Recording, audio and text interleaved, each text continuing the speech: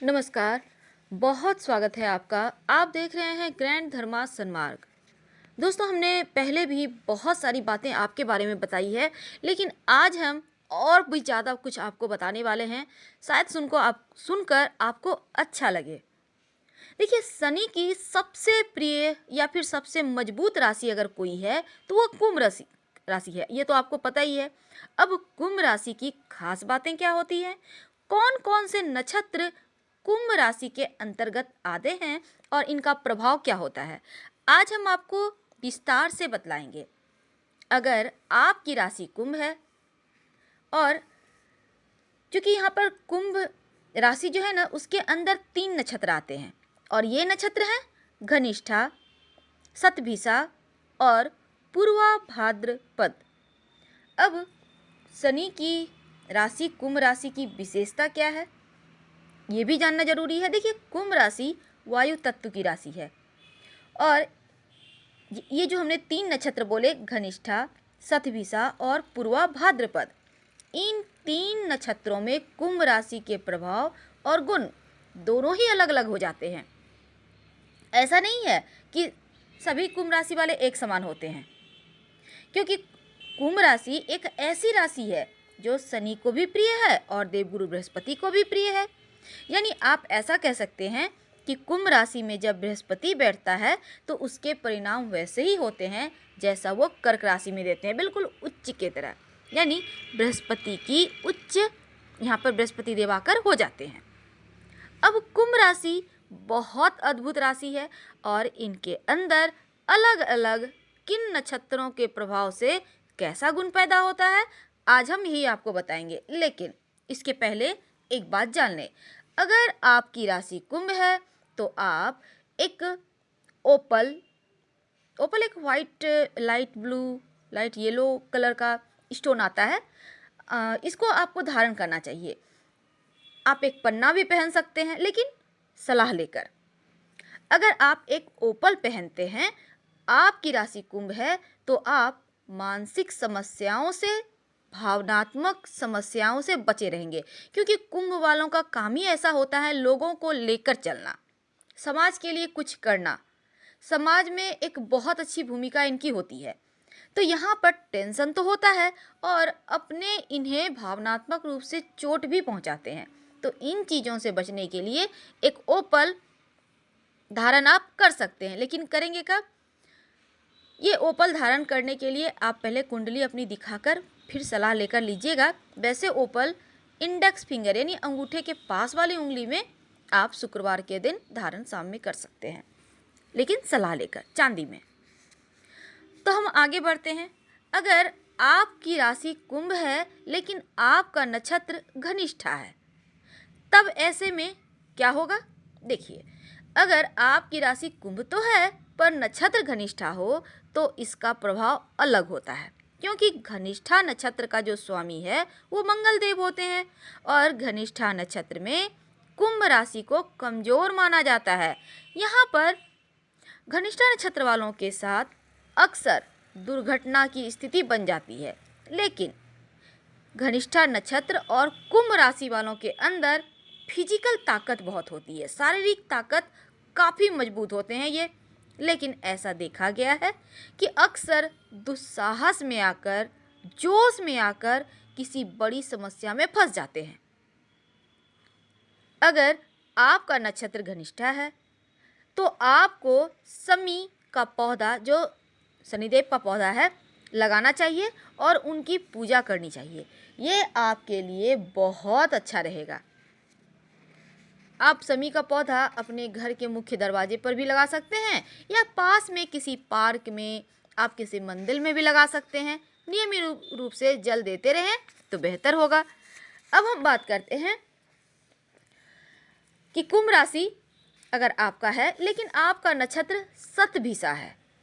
अब शतभिषा नक्षत्र का जो स्वामी होता है वो होता है राहु, और यहाँ पर कुंभ राशि बहुत रहस्यमयी हो जाती है, क्योंकि राहु वैसे भी रहस्यमयी देव हैं, रहस्य के जनक माने जाते हैं और काफ़ी यहाँ पर कुंभ राशि वाले मजबूत हो जाते हैं। तो कुंभ राशि और शतभिषा नक्षत्र दोनों मिलकर मजबूती देता है, यानी शनिदेव और राहु। अगर आपकी राशि कुंभ है और आपका नक्षत्र शतभिषा है तो आपके ऊपर कुंभ राशि का प्रभाव बहुत ज़्यादा होता है। आपके अंदर दूसरों को प्रभावित करने का गुण भी होता है, यानी लोग बरबस ही आपकी तरफ खींचे आते हैं। अक्सर अंतर्ज्ञानी भी होते हैं और कभी कभी दार्शनिक, फिलोसफर इतनी अच्छी बोलेंगे, बहुत अच्छे तरीके से चीज़ों को समझाते हैं, लोगों को बांधे रखते हैं।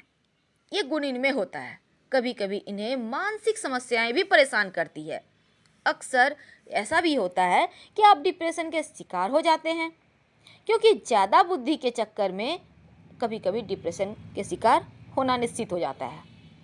तो आपको कदम्ब का पौधा, आपको पता होगा कदम का पौधा लगाकर उनकी देखभाल करें। कहीं भी पार्क में, सार्वजनिक स्थान पर, रोड पर, कहीं भी आप लगाइए। आपके बगीचे हैं तो वहाँ भी लगा सकते हैं, आपके लिए बहुत अच्छा रहेगा। अब हम और आगे बढ़ते हैं, यानी आपकी राशि कुंभ तो है लेकिन आपका नक्षत्र पूर्वा भाद्रपद है। अब पूर्वा भाद्रपद का जो स्वामी होता है ना, वो देवगुरु बृहस्पति होते हैं।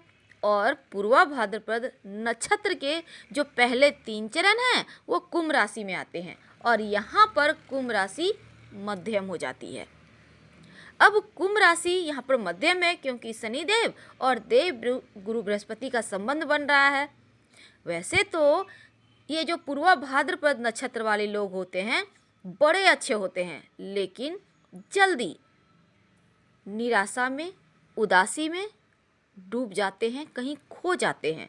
यानी कि अगर इन्हें कोई डिमोबिलाइज करता है, कोई इन्हें बरगलाता है, रास्ते से भटकाता है, तो वो बहुत जल्दी इन चीज़ों में पड़ जाते हैं। अगर ये आध्यात्मिक हो जाएं जीवन में, यानी कि आप अगर जैसे आपका जो भी इष्ट देव को मानते हैं उन चीज़ों को मानने लगें, ईश्वर के मार्ग पर चलें, तो आपको जीवन में सफलता 100% मिलेगी। इसलिए पूर्वा भाद्रपद नक्षत्र के लोगों को आध्यात्मिक मार्ग पर चलना चाहिए। अगर आपका नक्षत्र पूर्वा भाद्रपद है तो आप आम का पौधा लगाइए और उसकी देखभाल करें, उसकी पूजा करें। जैसे जैसे पौधा बड़ा होगा आपका भी लाइफ बदल जाएगा, आपके लिए बहुत शुभ रहेगा। तो हमने कुछ चीज़ें आपके साथ शेयर की। पहले हमने कुंभ राशि के बारे में बताया, अब हमने नक्षत्रों पर आधार पर बतलाया। उम्मीद है पसंद आ रहा होगा। अगर पसंद आए तब लाइक कर सब्सक्राइब जरूर कीजिए। कुंभ राशि वालों, वो कौन लोग हैं जो आपको जीवन में ऊपर उठने नहीं देंगे या देते हैं? वो कौन है जिनसे आपको धोखा ही धोखा मिल रहा है या भविष्य में मिलने वाला है?